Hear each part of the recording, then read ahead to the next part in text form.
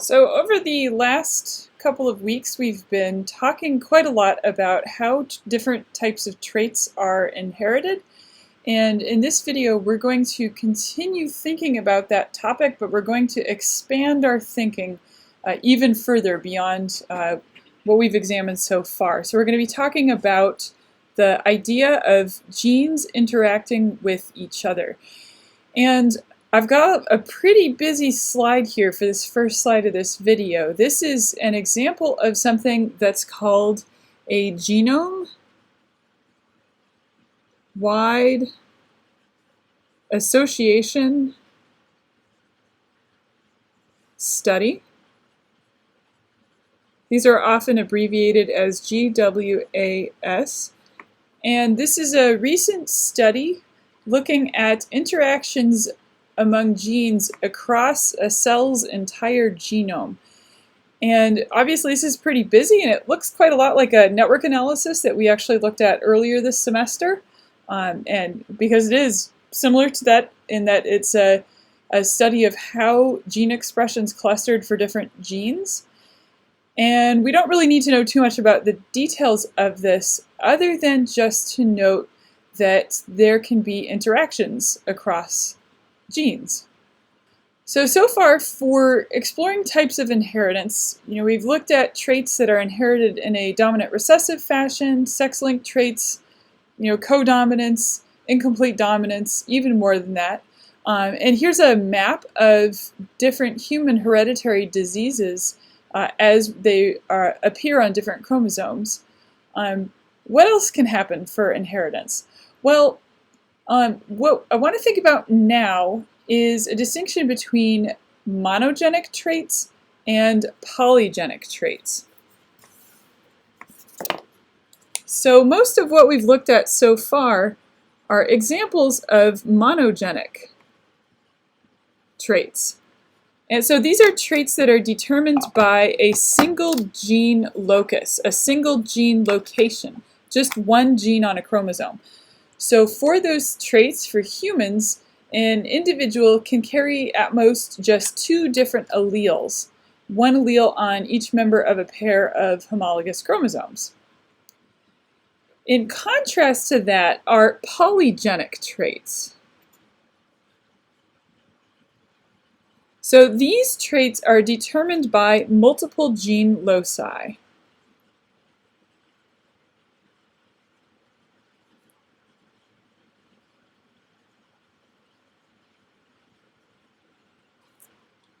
And so what this means is that an individual's phenotype is determined by numerous alleles on several different chromosomes. So multiple genes are involved.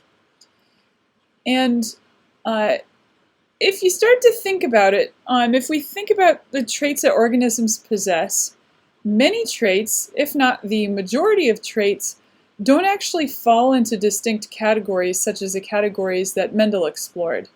And instead of falling into really distinct categories, those traits show a continuous distribution. So there's and anytime you see a continuous distribution of phenotypes, so a gradient of possible phenotypes, that's usually an indicator that that particular trait is a polygenic trait. So there's polygenic inheritance. And I think it's easiest to think about this with examples. So one straightforward example is height in humans. So this graph that I'm showing in this slide here, the x-axis here is a person's height from someone that we consider relatively short to someone we consider relatively tall. And then on the y-axis is the number of individuals in the population of that height, right? So as I mentioned previously, we don't simply divide people into short people and tall people. Instead, there's a continuous range. And although there are some people that appear at the shorter end of this scale, there are also some people at the taller end. The majority of people are somewhere in the middle.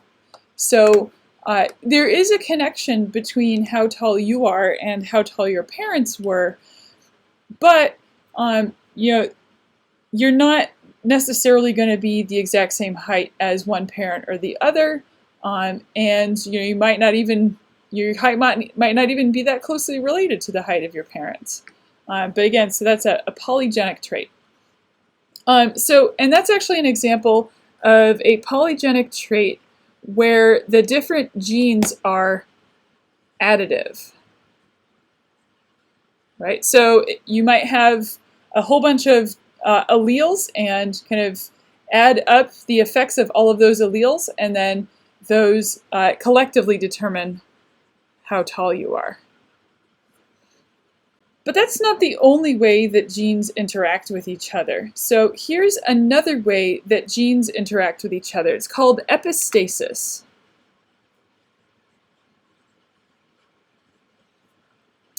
And with epistatic genes, the expression of one gene is dependent on the expression of another gene. And so I phrased this here a little bit differently. The expression of gene number 2 depends on the expression of gene number 1. And to make sense of this idea, I think the easiest thing to do is to think back to the metabolic pathways that we talked about quite a while ago now, so it feels. So when we were first talking about how enzymes work, how proteins work, so we're examining how enzymes catalyze reactions, and we saw examples where reactions can be chained together so that you go from one reactant to a product to another product to another product, etc. So now we're going to think about this a little bit differently, where the enzymes that catalyze those reactions, those enzymes are actually the product of a gene. So if we examined a gene locus, here I've named it gene locus C. So if we examined a person's genotype at gene locus C, if that person had the genotype of big C or big C little c, then that person is able to produce an enzyme C. However, if that individual were little c, then they don't have an allele that would let them express or produce enzyme C. Or in this case, I'm using an example of a plant. So a plant can't produce enzyme C. So if this plant is homozygous dominant or heterozygous, it will express enzyme C. And what that means is then this plant can take some kind of molecule that's in its cells that's colorless, we'll call that a precursor molecule, and now it can catalyze a reaction that converts that colorless precursor to some kind of colorless intermediate substance. Then if we think about a second gene that controls production of a second enzyme called R, then if a plant is homozygous dominant or heterozygous for that gene locus, then it can produce enzyme R. And under those circumstances, then that colorless intermediate can be converted to a purple pigment, and the plant will be purple in color. But in contrast, if this plant is homozygous recessive for the gene locus C for production of enzyme C, then suddenly it no longer matters what that plant's genotype is at gene locus R, right? Because if they can't produce the colorless intermediate, they're not going to be able to produce that purple pigment. So I often think of epistasis as a situation where there are multiple genes that determine one phenotype, right? So in this case, genes C and R collectively will determine whether this flower is purple or whether it is colorless. So, we should think some more about this idea and kind of ask this question a little bit differently of when does a genotype actually become a phenotype? How does this work? So we're going to talk about a genetic condition here on sickle cell. So when sickle cell is a condition that affects an individual's hemoglobin. And what happens with sickle cell is there is a point mutation, so a single change to a nucleotide, we'll talk about that more in a bit, that changes a single amino acid in one of the 4 subunits of a hemoglobin molecule. So here's a little cartoon of a hemoglobin molecule. So there's a single change to one amino acid in one of these subunits. Specifically, the amino acid valine is substituted for glutamic acid. And what that does is it changes the shape of this hemoglobin molecule. So if an individual is big S, they have non-sickle hemoglobin or normal hemoglobin. If they are little s, then they have all sickle hemoglobin, because all of their hemoglobin will have this point mutation. But if they are big S, and you go and examine their hemoglobin proteins, what you'll discover is they have both normal hemoglobin and sickle hemoglobin. So at the level of the hemoglobin protein, we would define this as a codominant trait. Okay, so if our phenotype is the hemoglobin protein, this is codominance. But that's not where the impacts end. So that sickle cell allele causing sickle hemoglobin changes the red blood cells in the person that has that allele. So the red blood cells of a person that has sickle hemoglobin don't hold oxygen as well as red blood cells of someone who does not have sickle hemoglobin. So what that means is those sickle hemoglobin red blood cells start to collapse when there are low amounts of oxygen available. So they wind up having a sickle shape. So that's actually where sickle cell, that term sickle cell comes from. It's the shape of those red blood cells. And so I've got a picture over here that shows red blood cells that are non-sickle. So they have this kind of characteristic donut shape. And then on the right is a collection of sickle-shaped red blood cells. So an individual that is little s, all of the red blood cells will be sickle. And an individual that is big S, little s, they'll have a mixture of some cells that are sickle and then some cells that are normal. And then we can extend this thinking about the phenotype to effects at the level of that person's entire body. So an individual who is little s, right, their red blood cells can't hold oxygen as well. So that person will suffer from oxygen deprivation throughout their tissues. And that can lead to organ damage and very severe pain. It's a really unpleasant disease. The collapsed cells in that person will form clots in the capillaries, and that can lead to a lot of circulation problems and strokes.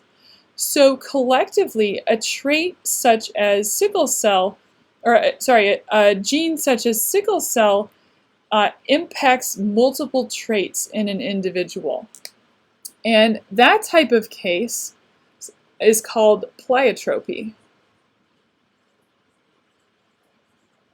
So this is a case where one gene impacts multiple phenotypic characters, we'll say. So one gene determines multiple aspects of the individual's phenotype. And the consequences of being little s are pretty severe. So really tragically, people who are little s have a very high chance of dying before age 20. So now we need to talk a little bit about sickle cell and dominance. So in contrast to those who are little s, those who have the heterozygous genotype wind up having enough functional red blood cells that they don't suffer from the severe effects of sickle cell, unless they travel and live somewhere at high altitude, and then they run into oxygen delivery problems. So what that means is at the level of the entire individual, then the normal condition is dominant. So if we think about this trait on a cellular level, we would talk about it being inherited as a case of codominance. But at the whole individual level, we'd think about this trait as being a dominant recessive trait.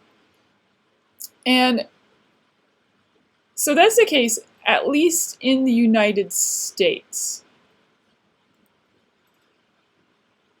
This whole idea of phenotypic dominance changes depending on where you are geographically. So, for people living in Central Africa, there's a very different story here. So, in Central Africa, malaria is a very common disease. And malaria is caused by a protist, so a prokaryote. So malaria is caused by a protist, so a single-celled organism that infects a person's red blood cells. And a person who is little s with sickle-shaped red blood cells, well, the malaria protist can't attack sickle-shaped red blood cells. So those individuals wind up being malaria resistant. They can't get malaria. The individuals that are big S, that have so-called normal red blood cells are completely susceptible to malaria. And malaria can often be a fatal condition. And then in contrast, individuals that are big S, little s are malaria resistant because they have enough sickle-shaped red blood cells that the parasite can't get established, but they still have enough red blood cells to be able to deliver oxygen to their tissues. So this is a situation that is called having a heterozygote advantage, right? If you're little s, having 100% sickle cell red blood cells is deadly. If you're big S, you're at risk of dying of malaria. But if you are a heterozygote, then you can both resist malaria and you don't experience the extreme consequences of having full sickle cell anemia.